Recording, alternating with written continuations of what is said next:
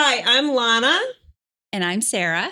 Thank you for joining us today for our podcast. And today we're talking with William Schultz. He is became a really good friend of mine. I feel like it. I contact him a lot for doing Title V inspections. But today he's also going to talk to us about the ADUs.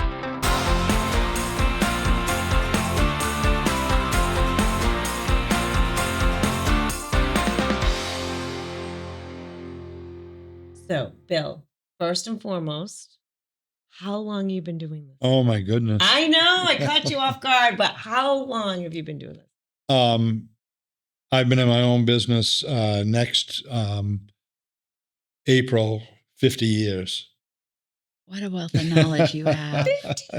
So I was talking to you just recently about this because I was saying, Bill, I call him up all the time for quick questions and stuff, right? And I feel so bad. I'm like, I'm sorry. Can you imagine how much he knows? Yeah. And how long he's been in the business to watch? Well, the big problem is what I've forgotten. True. Well, there's truth to that. But the changes. So just briefly, I started out working for other builders in framing, roofing, and siding, and then started building my own. And You were a contractor. I am. I'm a general contractor. Wow. I was thinking that we're in Pepperell right now, and I built a house in 1994. It was 8,500 square feet. That's a big footprint. This past spring, the guy that we built it for sold it, and the guy that bought it, the couple that bought it, they want to put in a 4-stop elevator from the basement up to the storage attic. So that's what we're doing right today. You're busy. Yeah, we're real busy. And then my son and another fellow. I have 2 guys that have been with me for 40 years. Wow, that's not her. That's untold. Unheard of. Yeah. So David and my son Michael are they're in Townsend, and they're doing a detached ADU. And Can we back up for one Yeah. second? Yeah. What is an ADU? I think I'm sorry. we know what it is. We know it is, but we want. But a lot of our listeners. It's an accessory dwelling unit. Mhm. So probably 20 or 25 years ago, they started, saying, well, we want to, make in-law apartments. Mhm. So I'm sure you've heard of them. Yeah.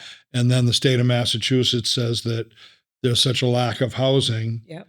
that you can put an ADU, and the qualifications for the ADU are 900 square feet. And then you have to meet all the things. If you're going to add a bedroom, you got to have the appropriate septic system. Right. And you have to have your setbacks, and You still have state. you and do, town. but it's by right.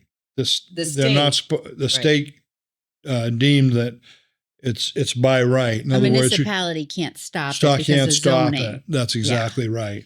Interesting. And I believe it was driven. I know it's strange, but it originally had something to do with access to public transportation, MBTA, right. trains, and Yep. everything. Yep. So, for instance, Townsend, I don't know that every town is forced, but, Townsend borders Fitchburg, Mhm. and it's within a perimeter that they have, public transportation. Right.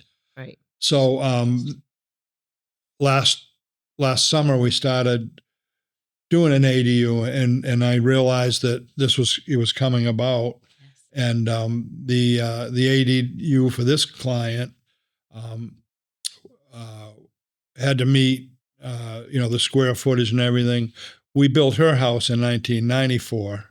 It's a Victorian in Townsend on Route 13, and we built it back then. When we started building that house, we didn't have a client, we didn't have a customer, and it was listed. It was in 1994.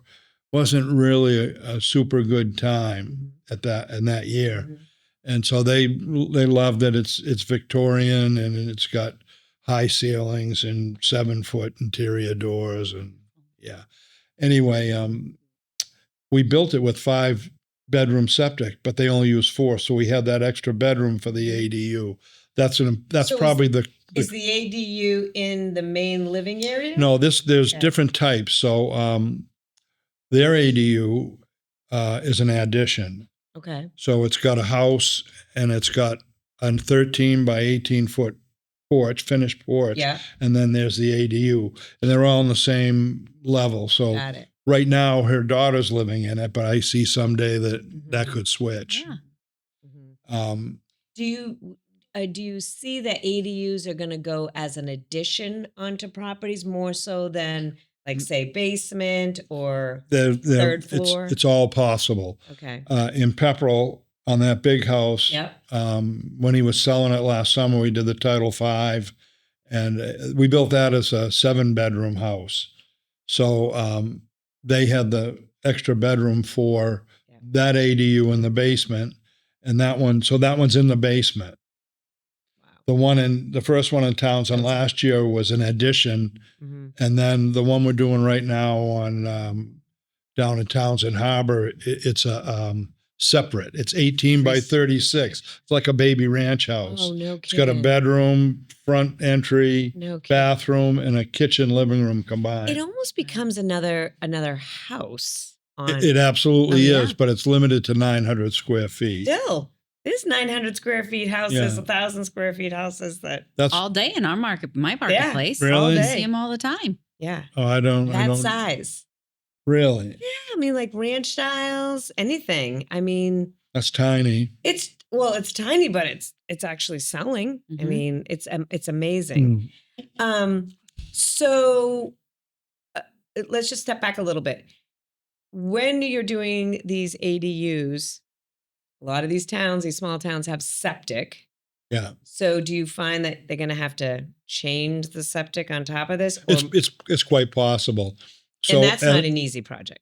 No, not at all. That can be costly. But in these first 3 that we've done, they've all worked out. Because it was the extra bedroom. They had the extra bedroom in order to incorporate in the ADU. So they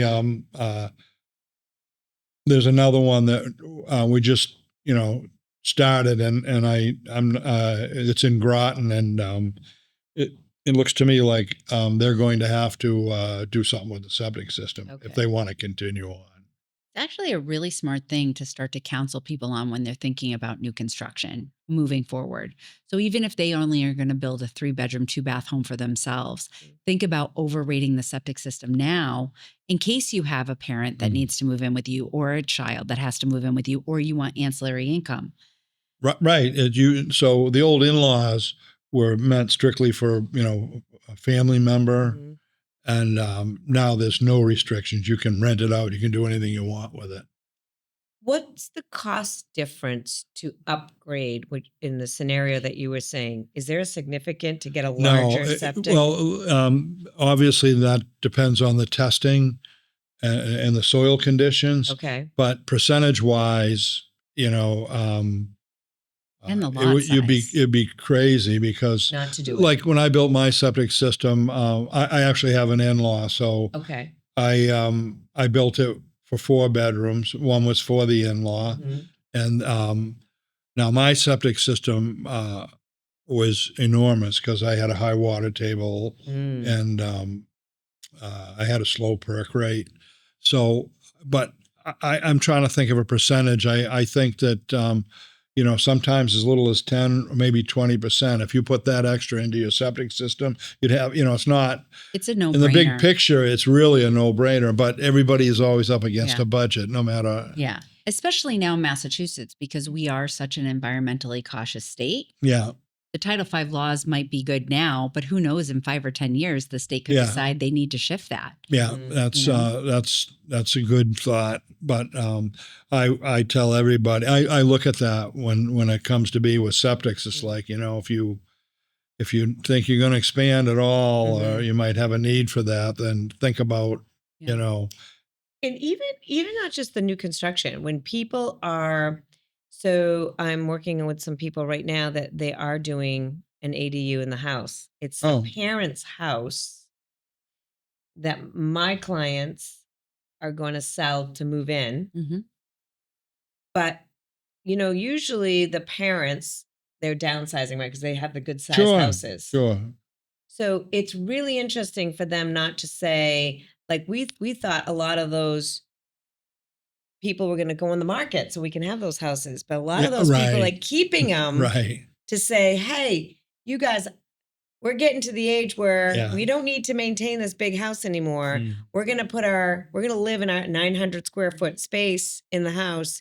You sell, you come, Right. Then becomes the homestead again. perhaps if it all works out, like when the house that we did, my house now, it was my in-laws' house, and we knocked it Oh. down and we built a Victorian there too. I Of like course you did. You're a Victorians. GC. But what they got to do was to have their space, Yeah. and then they didn't buy anything overly fancy, but they bought a condo down in Florida so they Oh. could go in the winter. And Sure, come so, back. works, they Yeah. went down for 2 or 3 or 4 months and then came back to, West Townsend and got to spend the summer there. What do you think about that with That's people crazy. doing that? Yeah, it works out. It worked out good. It works out really good because I feel like there's people that can't stay here through the winter. Mm. They can't. Medically too. It's not just about because they don't like the winter. But how do you think that affects our market? I mean, think about it.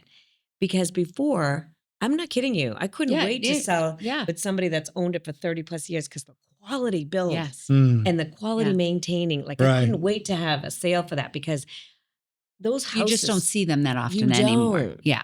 And then now they're all thinking, well, maybe I can do an ADU and still stay here, and then kids can come back. So you got to remember that it works both ways, and if they have 2 houses, you're going to get to sell one of Yeah, them. that's true. It is.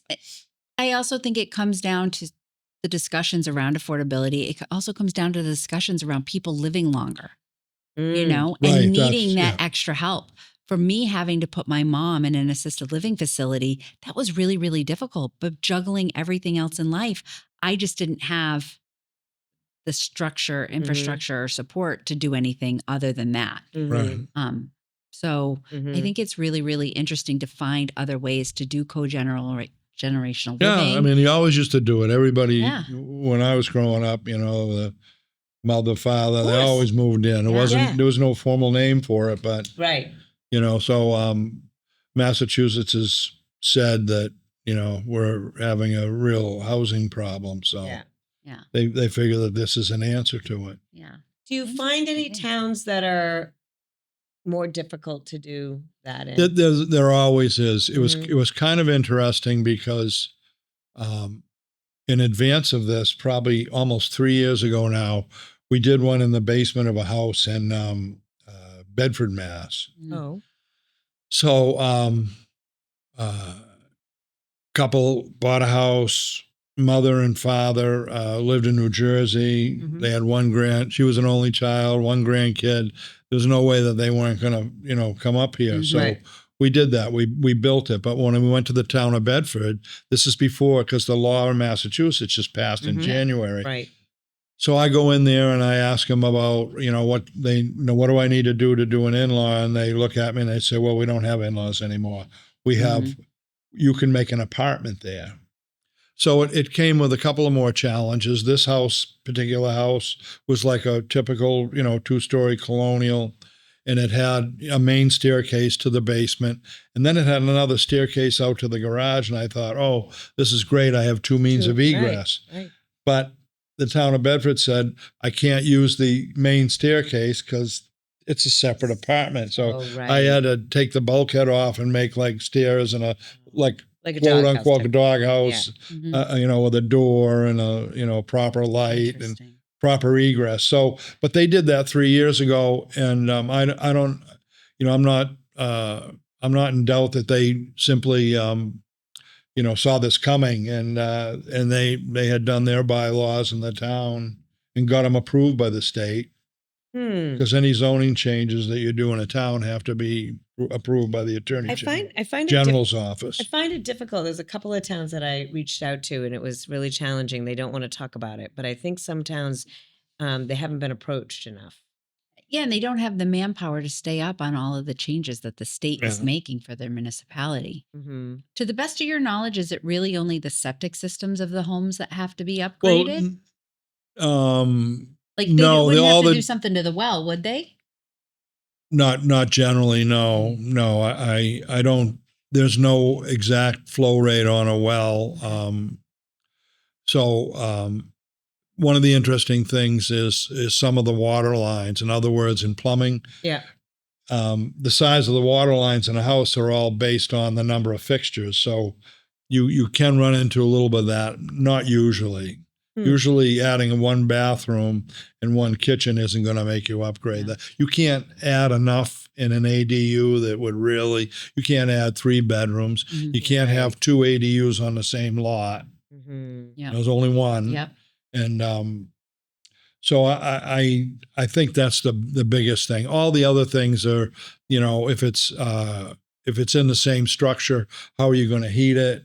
Your electric service, has to be investigated a bit. Yep. But all those building things that you would really do if you're going to put an addition on it.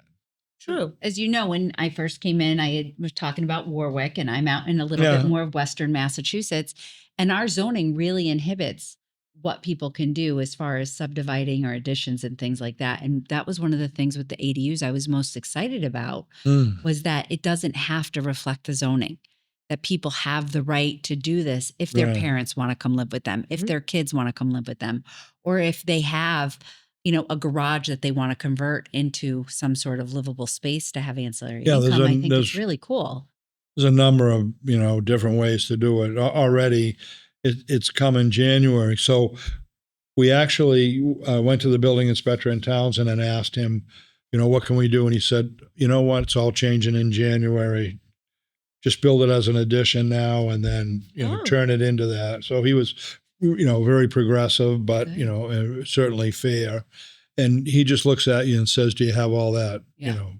The first thing everybody looks at, because it's probably the most expensive thing, is what's with the septic. Yeah. Septic. It's, a new septic can be anywhere from, I don't know, these Yeah. days. If I can't even quote, I have to go check I know. 30, 40 up. I know. It used to be so typical, Yeah. and now it's like, 10, 20,000, you're good. I just purchased a new home, and I've been in real estate for over 2 decades. And they showed me the septic design plans that I had never heard of, a Presby system. Oh, no. I had no clue what it was.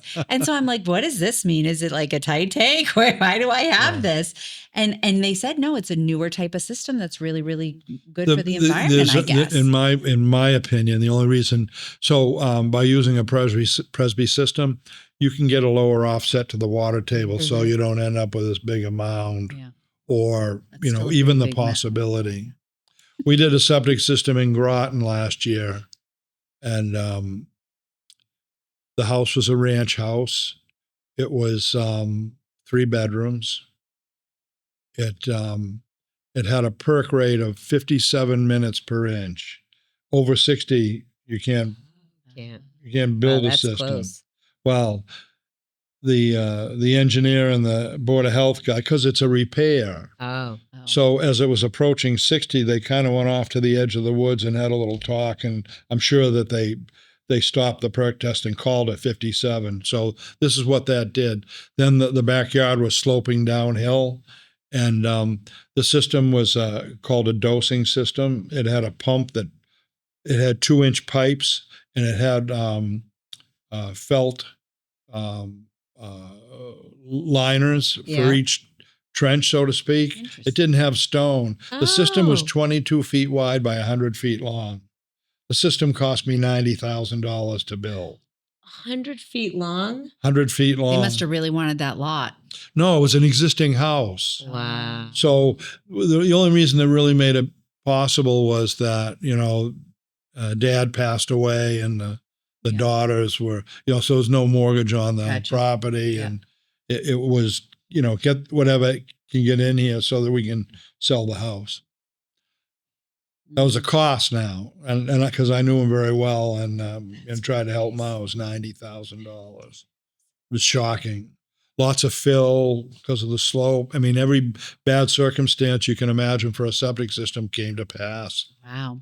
It's interesting. Bill saved me on a transaction in a town that I thought there was city water, city sewer. Well, there was city water, but there was no city sewer.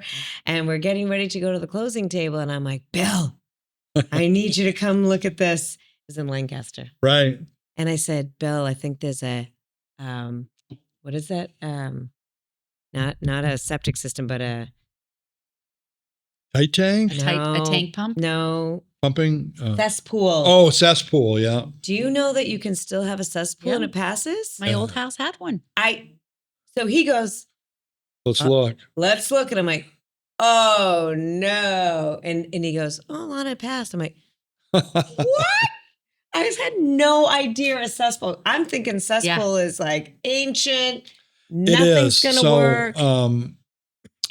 What the parameter is that allows that to pass is that, as a cesspool with no tank, everything goes into that. Right. And you pump it, if you're smart, maybe once a year, and it slowly leaches out into the ground, and it maintains a height. Over time, it starts off with nothing in Right. it, and then after a few years, it comes up. Well, it has to be 8 inches below the inlet pipe. Okay.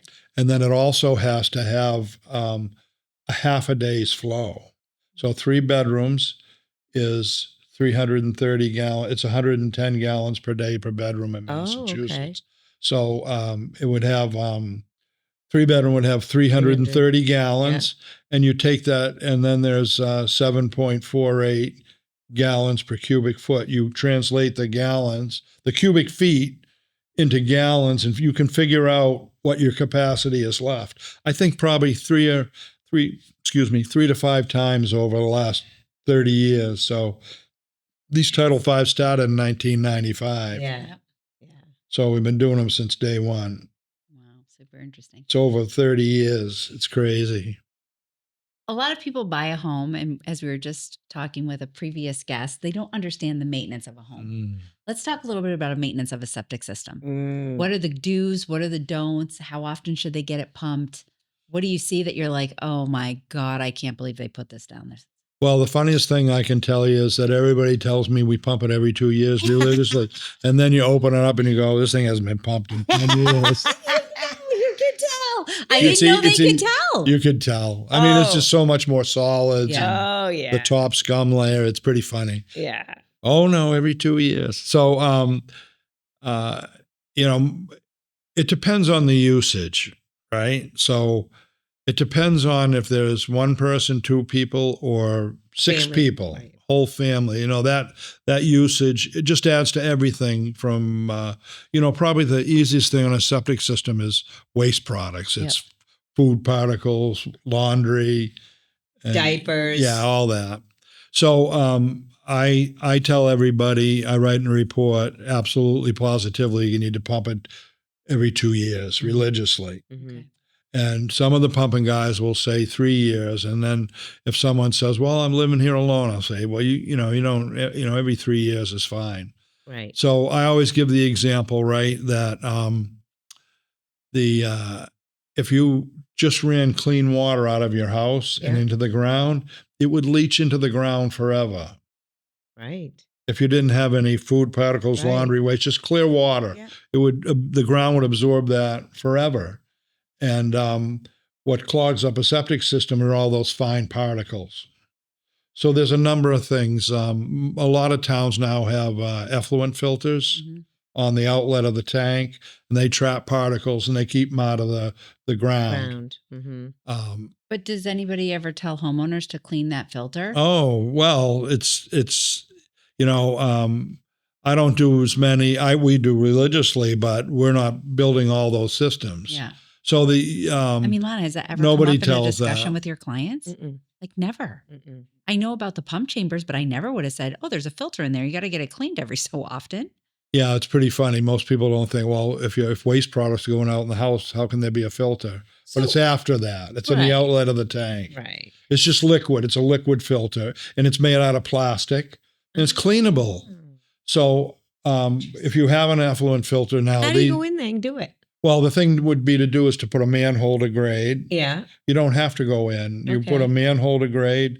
You put like a polylock plastic cover. You've seen those, green. Yeah. And you unscrew it. You take the cover off. You take a rake and you pull that out of the outlet tee. throw it on the ground, rinse it off, put it back in. You don't have to touch it. But I mean, it disgusts a lot of people. Well, it doesn't matter, but if that was all you had to do is if it saves no your one's system. no one's really gonna, if someone had to come do it for you, it's a service call. Yeah, but it's like done. You don't need anybody to do it. Right. Yeah. And how do you know you have it? Is because you would see a cover? Well, there's a lot of things. It's fascinating to me that we do all these Title V's and nobody that buys a house even reads them. They don't look at them. It's amazing. Yeah. No. So you have to, if you don't have a knowledge, then you got to teach yourself. You got to read the report and ask questions. I tell everybody that we do them for, said if a homeowner or a buyer has a question on the report or anything about the system, just have them call. I've answered some. He's the best to call because I'm telling you. I'm gonna see if my new system has a filter, and I'm gonna tell my husband. Yeah. This is how regular old basis. is it? It's brand new. Just brand new. Brand new. So every town doesn't mandate that, and it's not state mandated. So it could, but I would recommend you put one in. Yeah. There's a PVC T, and the filter is made just to fit right in it. Okay. But then you got to put a riser to grade, so you don't want to have to dig it up to clean it. Yeah, no, there are those manhole covers are in the right. Is there? Maybe they're there. Interesting. But you could, it'll be on your plan. Yeah, I'll go back and I'll look at it. You just have to look on your, your plan. Probably the design plan as opposed to the as-built plan. Yeah. The as-built may not have that on it, which it should. It should. One of the calls I got right before we got started today was from someone that was inspecting a system out in Western Mass for me. And he goes, Sarah, this tank is filled with wipes. Yeah. Like that is a big no-no, but you still see people using them even with their town sewer. They sell these wipes, and whether they're for babies or they're for adults, do not flush them down the toilet. No. Yeah, that's a biggie. It's a problem. So oftentimes, you've done one at my brother's house. Yeah. His tank, the top of the tank cracked. Yeah. And usually you don't see a tank having a problem, do you? No, it's unusual. He drove over it with a backhoe. He must have. He did. Must have. Did he replace it or did he have it fixed? Because I've had one fixed. I think we replaced it. No, you can get them fixed, but I think he had to. It depends on, what? I think that we went into that, that project with the thought that possibly we could pour a new cover over it, put reinforced steel, put new holes in it and access it. And when I got there and looked at it, I was like, no, this needs to be replaced. Yeah. It was the cracks weren't just on the top, it was going down the side. Right. So in reality, it wasn't holding effluent. It was. So let's talk about that. A lot of people, they don't think about where their septic system is located on the land. So they want to put a swimming pool, or they want to put a structure out there. And I'm like, wait, where's the leach field? Where's this? Down. Right. Yeah. So is there a distance they need to be? Absolutely. Yeah. There are offsets, but because you can't put something on top of your leach field. Well, the pool companies are supposed to go pull a permit, and they do it without pulling the permit. So that's how that happens a lot. But I just did one. I went there with Dave from Sheldon's to pump this morning, but we went there a couple of days ago, and we located the D-box, and it was pretty obvious that the guy had bought the house, put in a brand new system, and then made a driveway, just a dirt driveway up over it. So he crunched his D-box. Of course he did. It was only down like about 12 to 16 inches. Well, you know what? I didn't hold him in blame, except for it. I thought maybe it got done and then he moved in. It got done after he moved in. So he knew where everything was, and I don't know how to explain it, whether he forgot or he just didn't think of it. What fails a septic system? What's the actual failing of it? The failure is well, there's a few failure. There's 10 failure criterions, but they're kind of related. The basic things in the system are, it can't be in the water table. The leaching facility, leach field, trenches, pits, Presby, whatever the manner of leaching is, it cannot be in the water table. So when you design a new system, the state says you design the bottom of the leaching facility 4 feet above the seasonal high water table. And if you're in sandy gravel and you have a fast perk rate, it goes to 5 feet. Okay. When I do a Title V, I have to prove that the bottom of the leach field is out of the water table, and I've done it with an engineer at 2 inches.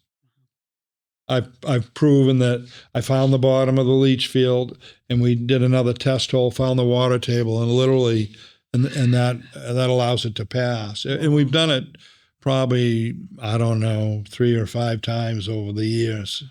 Wow. So that water table is water table. is the big thing. When this whole process started, nobody was really looking at water tables, probably including myself, very carefully. And then they sent out directives and said, you guys got to start, telling exactly. They changed the forms, and you have to dictate exactly how Does that show on your report? It does. Yeah, it's on the next to the it. last page on the report. All right, what else? What else? So, Bills? and then it's the functionality. Okay. So I call the septic tank as the brains. It holds the solids. It expels the liquid. Yeah. But the distribution box is the heart. Oh. So if the leach field in the earth isn't taking sewer water effluent anymore, it backs up into the D box.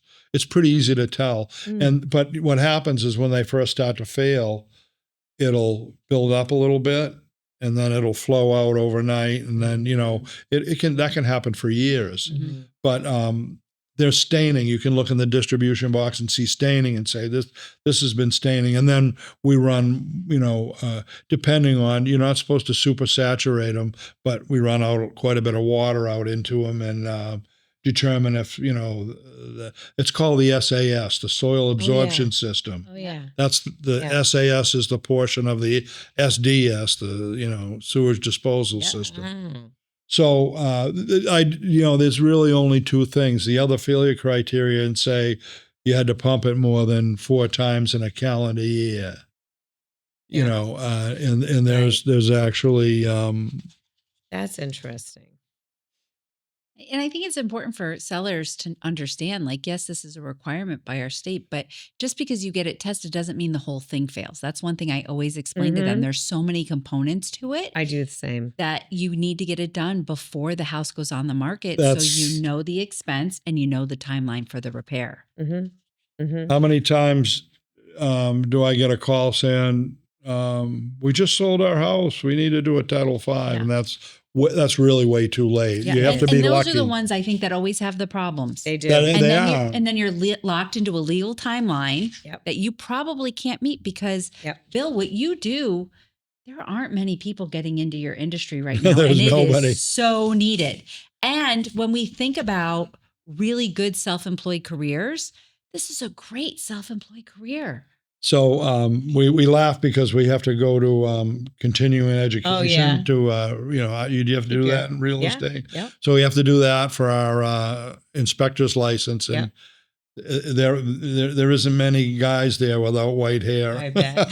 You got to be preaching it to this younger generation. Well, so many people want to go into the tech fields, these days. But they need to go into these trades. Yeah. So some of the other ones. So I said that there's the static level in the distribution box. There's required pumping more than 4 times a year. Any portion of the SAS cesspool or privy is below the high groundwater table. So there's another big one, like they can't be within 100 feet of a surface water supply. It'd be like living next to the town water department or supply. So if your septic system, your leaching facility is within less than 100 feet from your well, but above 50, you can test it. If it's below 50, you have to move one of them. So then you can, make a determination on, the maybe do into the septic. Well, it's probably easy to move a well. It is, but then you can't take your well and move it within 100 feet of the neighbor's well. True. So it's not just your well; it's other wells.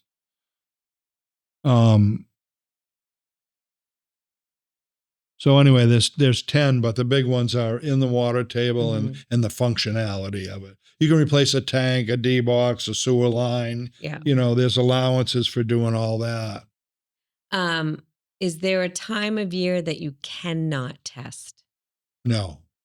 I remember I this remember one, this one back in the day. in Westminster. This one knee was. I think you were going to have surgery on your knee, Oh, I did. I haven't. Yeah. and he's out there with the snow and ice, and the Board of Health is coming out, and he's been out there, and he got out there, and I'm walking out there freezing to death, and he's in the, I think you're in the tank. I don't know where you were, and I'm looking. I'm like, we're all standing there because the homeowner and the buyer wanted to be there because the buyer wanted to be I present. remember that. Yeah. The buyer wanted to be present during the inspection. I remember it.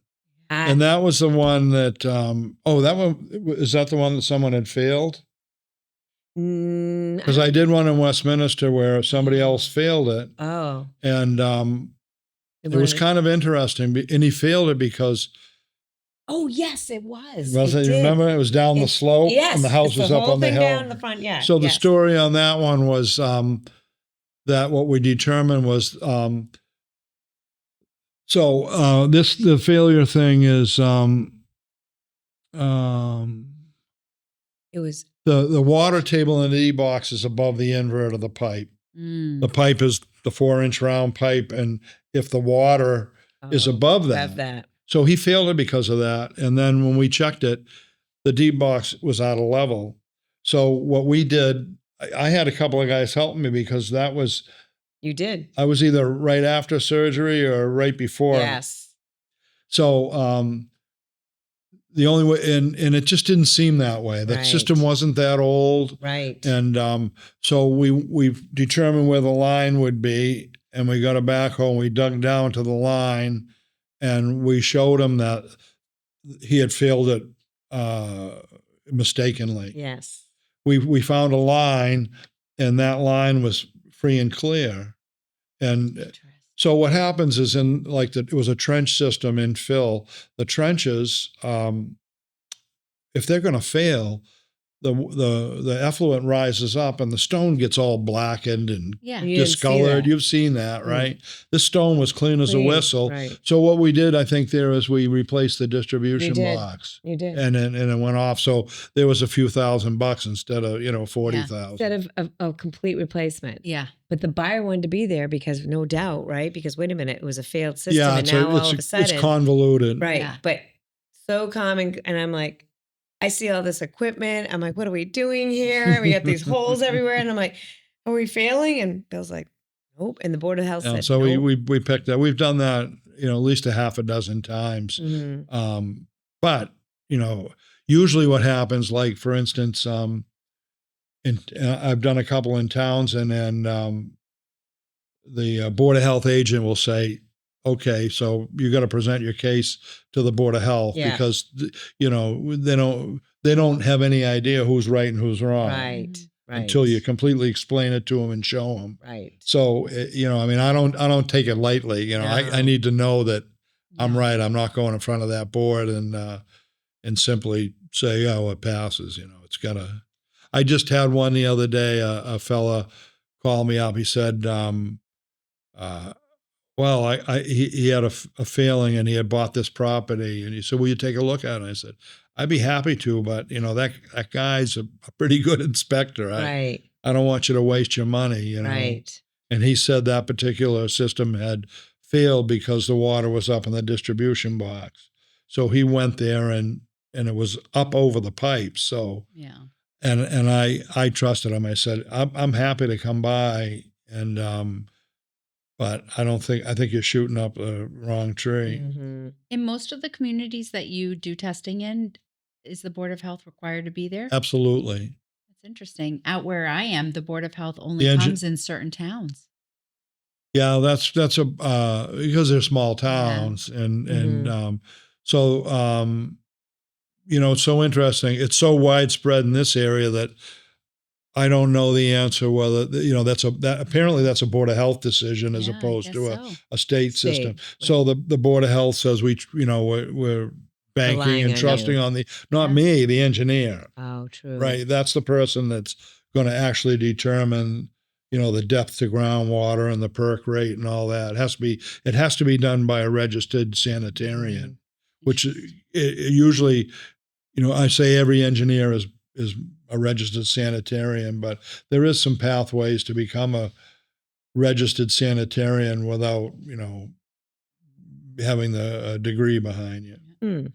So you could, if you worked for the town, so if you went and got a job in like Neshoba Board of Health, I know a few people who have done that over the years, over a long period of time, and they get to take the test because they're working in a municipal sanitarian capacity. And Yeah. but it's not common. It's not. No. It's not common. Most everybody's an engineer. Do you ever see a situation where someone should have a kitchen disposal with a septic system? There is no circumstance. You should never have one with a septic system. The state of Massachusetts says that if you want to design your house with a garbage disposal, you have to design that SIS at 1.5 times the size. Wow. So if you had a 20 by 40 leaching system at 800 feet, you'd have to make it 1,200 square feet. And so nobody does that. And then they put them in afterwards, and it's, it's like suicide. No kidding. Never goes well. Just saying, you were saying about the things that go into it. That's the other thing they always tell you is we don't use it very much. Yeah. Well, you just failed because you haven't. Now, what about the laundry going into the septic system? Well, it was kind of funny. So I told you earlier that we built an in-law on the house, and my in-laws have since passed away. So my older sister lives there now. And without really thinking much of it, I walked. So the laundry room is the common room between the in-law. We have one big laundry room. And I walked in there one day and I saw bleach in there. Or she had her hand on him there. You're not using bleach, are you? And she said, well, that's the only way I can get my whites white. And I said, not in my septic system, no more. Ever? No bleach in your septic system. Ever. It kills bacteria, the lifeblood. I need my whites white. Make them buy yellow. Wait. You can use it. What they used to do is put it in a bucket in a little basin, and you let them soak in the bleach, and then you go, you can't use bleach in a Not dead bleach in a laundry. It's a suicide. Okay. All right. Suicide. So I thought every once in a while was okay. No, She's killing her brand new septic system already. She'll be calling you. But she's it's brand new, so she can stop now. And you just put 60 years on it. It's pretty funny. I got to get my whites white. That's what my sister said. Oh, you're like, not in my septic system. I said, it's okay. Put 60 grand in my. My system was in an enormous amount of fill. They trucked forever in that. And it's getting harder and harder because we have less and less land to build on. So I can see everything septics are getting more expensive. Well, that's a big thing with. I think one of the big suppliers around here had a huge pit up in Winchington, and that pit's coming to the end of its life, and they were supplying a real lot of fill for all these mega systems. Yep. So I don't. What's gonna happen is those things like the Presby and some of these. So the system that I put in Groton was because we were trying to lower the system because we had a slope, and if we had to fill it, it would just like fill forever and ever. Yes. So the alternative systems are probably going to come more into play simply because of the fill issue. Yeah. Right. Wow. I had another question for you regarding ADUs. In this day and age, everybody wants to do it themselves. Okay. Massachusetts has pretty strict building codes. So if people see on Instagram or on the internet or on Amazon that they can buy a kit and build their own ADU or tiny home on their lot, is that going to fit Massachusetts building code? Does it still have to meet a stretch code, an ADU? It's interesting because on our little ADU today, I spoke with the fellow that does cabinets for us, and he was saying that there was a local company that was trying to transition from, they do trailers Yeah. or single wide Yes. mobile homes, but you can't put a mobile home on a lot of places. So I think that they're trying to do that now. I haven't witnessed any of them. I'm not sure how that's going to sit with all the building codes yet.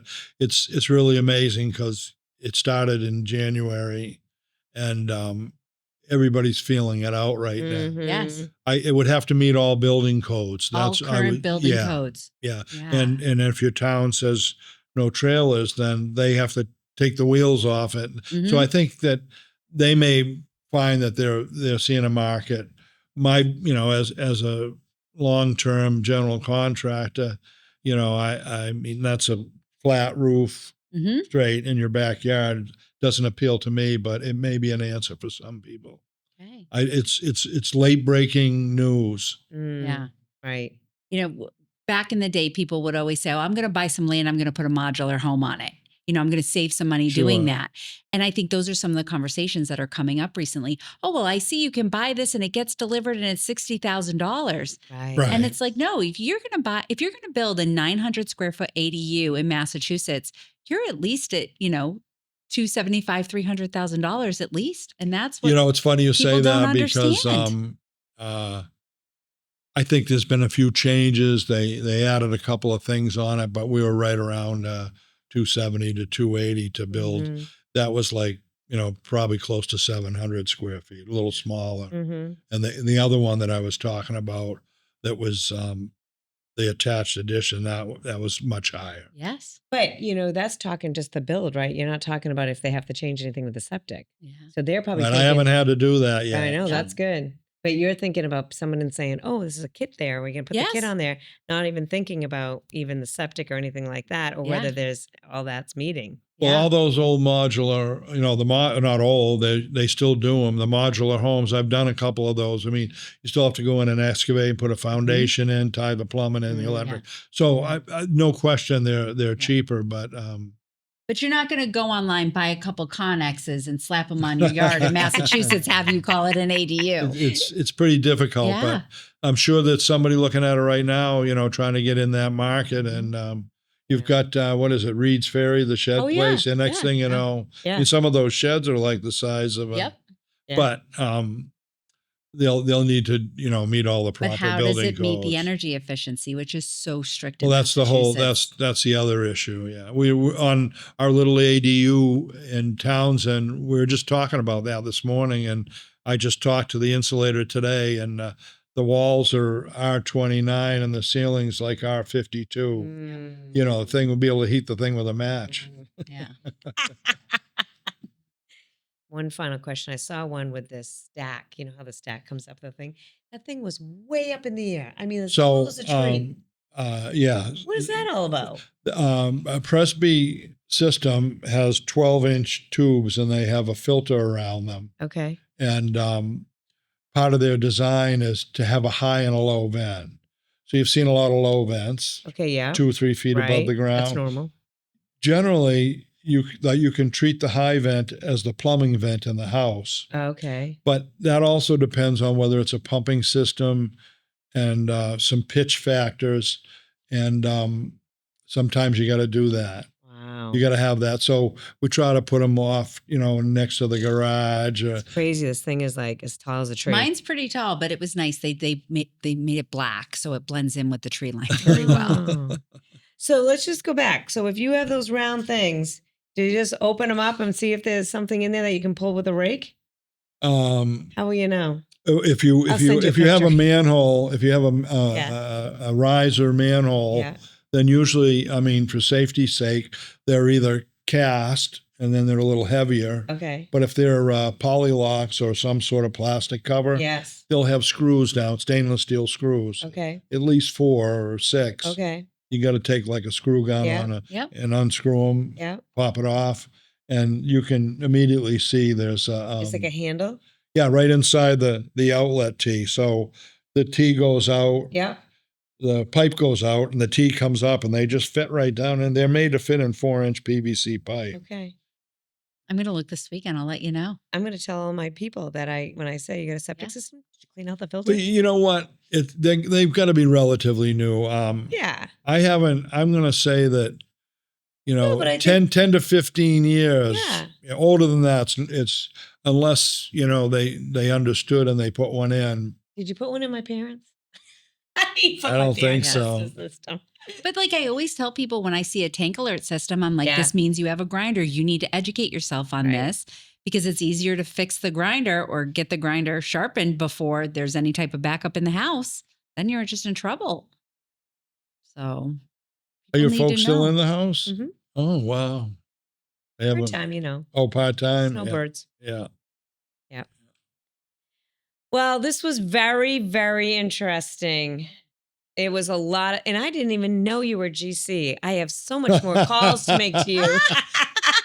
He's such a load of resource. Yeah. And not even just that, he's very respected within the town. So when the towns hear that he's calling, it's really, really comforting because, well, you've been in the business a long time, but you are well known for sure. I really, really appreciate it. And I hope that people know they can reach out to you. How do they get a hold of you if they want to connect with you about a septic or GC or ADUs? We do have a website, and what's the website? The website's under T&W Custom Builders, and TMW T and W. T and W. T and W. And our office is in 370 Main Street in West Townsend. Okay. Perfect. Beautiful community. Yeah. It's perfect. Local. And if anyone needs further information, we're going to show it on our screen. I'm going to put that on our screen so people can see it. You can reach out for Bill for ADUs, septic. And now general contracting. And general contracting. Yeah. Yeah, there's so much. This man has a wealth of knowledge. Well, I thank you. Years and years and Lots years of experience. So thank you for joining us. I'm Lana, Holdwell Banker in Leominster. Feel free to reach out. And I'm Sara Lyman with the hometown team serving the North Quabbin region. Great. Thank you so much for joining us. Subscribe. Hope to hear from you. Stay in touch. Watch our podcasts. Thanks, Bill. Thank you. Thanks.